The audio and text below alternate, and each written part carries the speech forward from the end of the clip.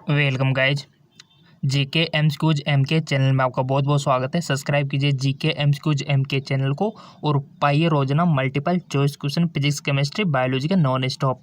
ठीक है, तो चलिए आज हम डिस्कस करने वाले हैं पुष्पी पादपों में लैंगिक जनन, रिप्रोडक्शन इन फ्लावरिंग प्लांट।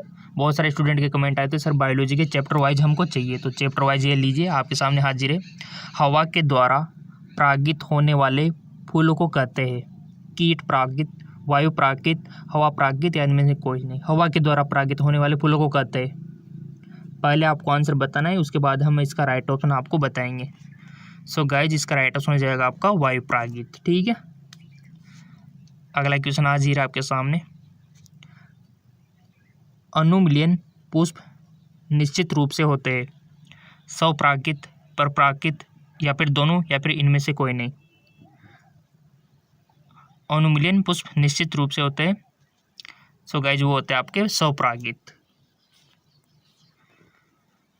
अगला क्वेश्चन, एंटोमोफिल्स पुष्पों में परागण का माध्यम होता है, चींटी होती है, कीट होता है या फिर पक्षी या फिर हवा। एंटोमोफिल्स में सो गाइज वो होता है आपके लिए कीट। ठीक है ना, एंटोमोफिल्स पुष्पों में परागण का माध्यम क्या होता है? कीट। नेक्स्ट, नारियल में तरल एवं गद्देदार पदार्थ होता है, भ्रूण, अंतर्भित्ति, भ्रूणपोष या फिर इनमें से कोई नहीं।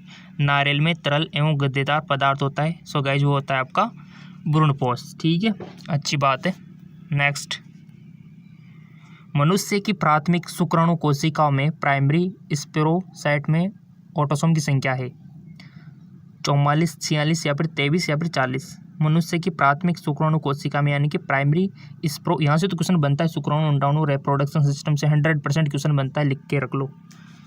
ठीक है, और आपके लिए काफ़ी सारे एमसीक्यूज हमने अवेलेबल करवा के और कराते रहेंगे चैप्टर वाइज। इसका राइट ऑप्शन हो जाएगा आपका 44। नेक्स्ट, पुष्पीय पौधों के भ्रूणपोष में कितने गुणसूत्र होते हैं? पुष्पीय पौधों के भ्रूणपोष में कितने गुणसूत्र होते हैं? N, 2N, 3N, 4N। So guys वो होते हैं आपके 3N। युग्मक बनने की क्रिया को क्या कहते हैं? अंड जनन, युग्मक जनन, कायिक विभाजन, इनमें से कोई नहीं। युग्मक बनने की जो प्रोसेस होती है उसको क्या कहते हैं? सो गाइस उसको कहते हैं आपका युग्मक जनन।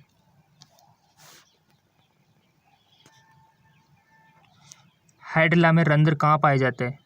पत्तियों पर, तने पर, दोनों पे या फिर इनमें से कोई नहीं। हाइड्रिला में रंध्र कहाँ पर पाए जाते हैं? सो गाइस इनमें से कोई नहीं। नेक्स्ट, परागकण का बाह्य छोल बना होता है टेक्टोसेलुलोज, लिग्नोसेलुलोज, स्प्रोपोलिन, परागकीट। परागकण का बाह्य छोल बना होता है स्प्रोपोलिन का। बहुत अच्छा क्वेश्चन है। अगला क्वेश्चन, दोहरा निषेचन में भाग लेने वाले कुल केंद्रक की संख्या होती है। दोहरा निषेचन में भाग लेने वाले कुल केंद्रक की संख्या होती है 2, 3, 4, 5। सो गाइस होती है 5। नेक्स्ट, किसमें एंडोस्पर्म का कड़ा तथा सेलुलोजिक हो जाता है? आम या फिर आइवरीवेयर या फिर नारियल या फिर रेडी। सो गाइस इसका राइट ऑप्शन हो जाएगा आइवरीवेयर। हरा नारियल में निहित दूध या जल है, इंग्लिश में ऑप्शन है लिक्विड चलेजा, लिक्विड न्यूक्लियस या फिर लिक्विड फ्री न्यूक्लियर एंडोस्पर्म या फिर gametophyte.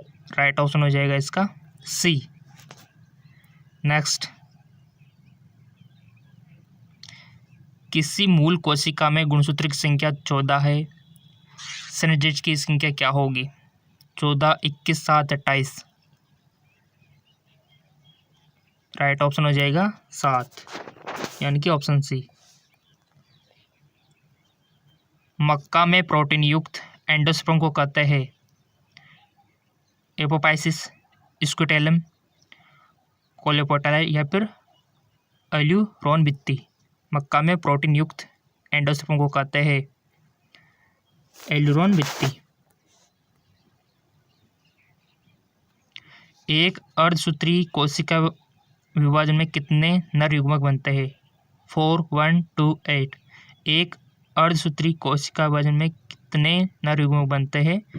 So guys right option हो जाएगा आपका 4। ठीक है ना। अगले क्वेश्चन देखो, किसी भी क्वेश्चन में कोई भी शिकायत तो समझ में नहीं आ रहा हो तो कमेंट कर देना, ताकि आने वाले वीडियो में उसका सॉल्यूशन हम आपके साथ आपको बता सके और डिस्कस कर सके। एमएमसी में 24 गुणसूत्र है, इसमें इसके एंडोस्पर्म में गुणसूत्र की संख्या होगी 12, 24, 36, 48। राइट ऑप्शन हो जाएगा आपका 36। एक गुणसूत्रों की संख्या तो आपको पता होनी चाहिए सभी में। कुत्ता हो गया, बिल्ली हो गया, मनुष्य हो गया, मक्का हो गया, गेहूँ, सभी की थोड़ा थोड़ा तो आपको अंदाजा होना चाहिए, क्योंकि कंपटीशन एग्जाम में बनता है। आधुनिक, और मैंने आपके लिए वीडियो भी बना दिया था शायद जेके जॉब चैनल पर या फिर जीके एमसीक्यूज में। अगर आपने जेके जॉब को फॉलो नहीं किया है तो कर लेना, ताकि दोनों चैनलों से आपको फिजिक्स, केमिस्ट्री, बायोलॉजी के क्वेश्चन मिलते रहे। नीचे डिस्क्रिप्शन लिंक दिया हुआ इस चैनल का। आधुनिक गुण विज्ञान के जनक है श्रीडेलेन और स्वान, हार्डविक, अरस्तु, वान वियर। राइट ऑप्शन हो जाएगा आपका वान वियर। ठीक है। अगला स्ट्रोबाइलथस यानी कि नीला खुरंजी 12 वर्ष में एक बार पुष्पीकरण से गुजरता है। विगत 2006 के सितंबर अक्टूबर में पुष्प लगाता है। यह किस पहाड़ी क्षेत्र में पाया? केरल, कर्नाटक, यह तो जीके टाइप का आ गया। ओडिशा, आंध्र प्रदेश, मध्य प्रदेश, बता दो आप। सो राइट ऑप्शन हो जाएगा आपका केरल एवं कर्नाटक। नेक्स्ट, एंडोस्पर्म द्वारा किसे पोषण दिया जाता है? बीज, फल, एंडोस्पर्म या फिर भ्रूण? एंडोस्पर्म द्वारा किसे पोषण दिया जाता है? बीज को, फल को, एंडोस्पर्म को या फिर भ्रूण को? सो गाइस भ्रूण को। ठीक है। आवर्तबीजी में निषेचन होता है न्यूक्लियस में, भ्रूणकोश में, अंडाशय में या फिर ओवल्स में? आवर्तबीजी में निषेचन होता है। सो राइट ऑप्शन हो जाएगा आपका भ्रूणकोश में। अगला क्वेश्चन, निषेचन के बाद बीज आवरण किससे बनता है? निषेचन के बाद बीज आवरण किससे बनता है? तो इसका राइट ऑप्शन हो जाएगा आपका इंटेगुमेंट से। ठीक है। क्वेश्चनों की कोई कमी नहीं है, बहुत सारे क्वेश्चन अवेलेबल है, बट आपके लायक इसी प्रकार के आने चाहिए ताकि आपको और ज़्यादा एमसीक्यूज मिल सके। राइट। निम्न में कौन निषेचन के लिए आवश्यक है? कोरेला, ओवल्स, कैलेक्स, फल निषेचन के लिए आवश्यक है। सो गाइस वो है आपका ओवल्स। ठीक है। नेक्स्ट, पक्षी द्वारा परागकण को कहते हैं एंटोमोफिल, मेरकोफिल, ऑर्थिनोफाई या फिर? राइट ऑप्शन हो जाएगा इसका ऑर्थिनोफिली। ठीक है। पक्षी द्वारा परागकण को क्या कहते हैं? ठीक है। कीट द्वारा परागकण को क्या कहते हैं? हवा द्वारा परागकण को क्या कहते हैं? जल द्वारा परागकण को क्या कहते हैं? ये चीज़ आपको पता होनी चाहिए, क्वेश्चन बनता है यहाँ से। किसी आवर्तबीजी के भ्रूण पोषण कोशिका में गुणसूत्र होते हैं, इसके युग्मन में गुणसूत्र की संख्या होगी 8, 16, 24, 48।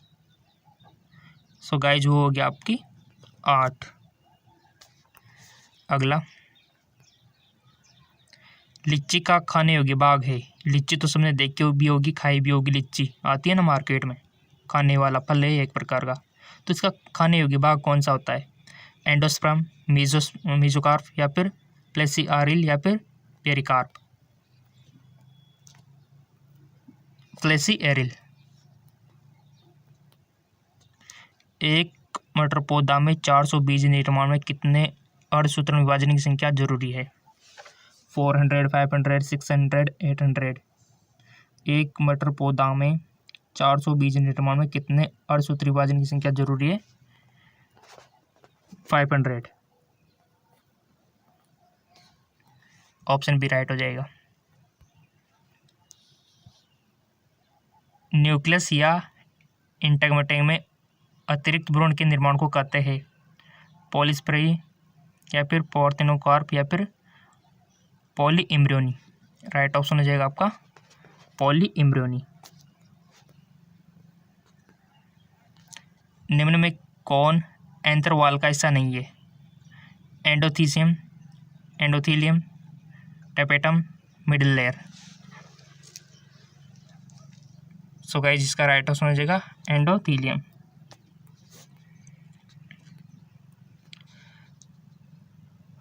एक एपरेटस बना होता है एक सेल, सर्किट्स, एंटीपॉड, ए या बी।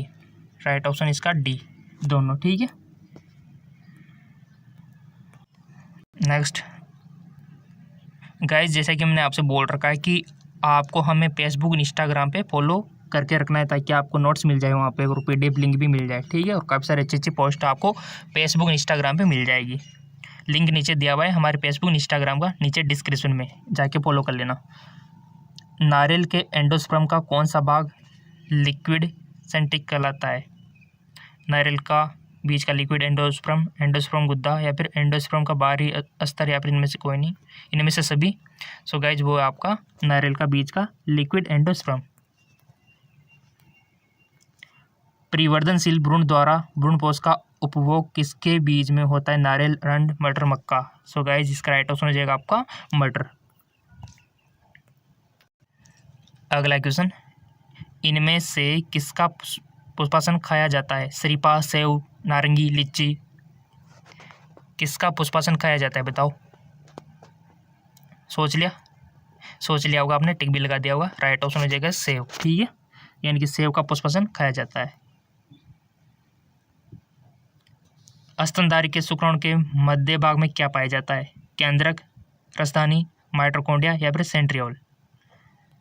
स्तनधारी के शुक्राणु के मध्य भाग में क्या पाया जाता है? सो गाइस वो पाया जाता है माइटोकॉन्ड्रिया, और लिंक नीचे दिया हुआ है डिस्क्रिप्शन में।